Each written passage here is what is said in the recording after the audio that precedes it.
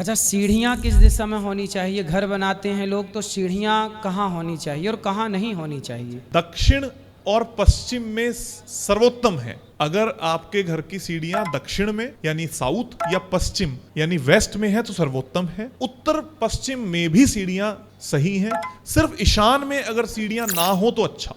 ईशान हल्का है तो वहां कोई भी दोष ना हो तो अच्छा। सीढ़ियां बाकी पूर्व में भी हो, उत्तर में भी हो तो कोई समस्या नहीं है। सर्वोत्तम है दक्षिण या पश्चिम में। ठीक है। सबसे अच्छी सीढ़ियां हैं। वास्तु देवता का सिर है ईशान, और जब सिर ईशान में होगा किसी का तो पांव कहाँ होंगे? दक्षिण पूर्व में, दक्षिण पश्चिम में, दक्षिण पश्चिम में अपने आप चले जाएंगे।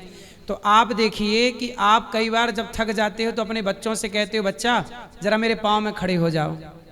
तो बच्चे पाँव में खड़े होते हैं, पर बच्चे आपके सिर पे खड़े नहीं होते।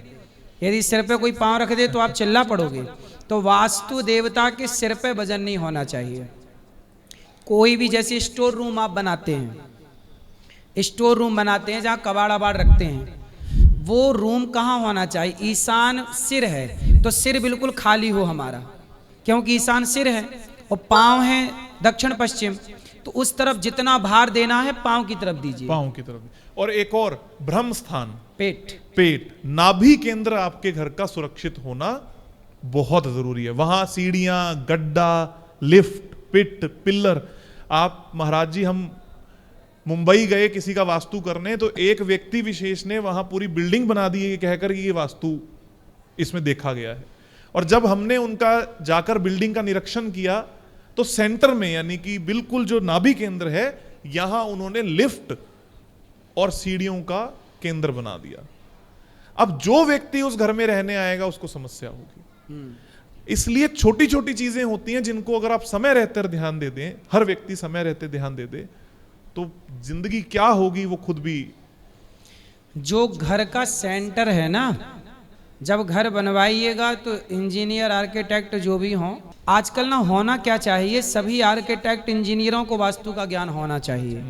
यदि आर्किटेक्ट इंजीनियरों को ज्ञान हो गया तो सारी समस्या ही ठीक हो जाएगी। लेकिन आज समस्या क्या है कि इन लोगों को ही वास्तु का बहुत लोगों को ज्ञान, कुछ लोगों को होता है, कुछ लोगों को नहीं होता। अब जैसे देखो जी, जैसे ये हम हॉल में बैठे हैं ना, तो इस हॉल का जो केंद्र क्या है, ये केंद्र वो है, ये सेंटर, बीच ये सेंटर है। अब वहां पे ना कॉलम नहीं है, कॉलम अगल बगल है। सेंटर में यदि कॉलम हम डाल देते ना तो वास्तु दोष खड़ा हो जाता।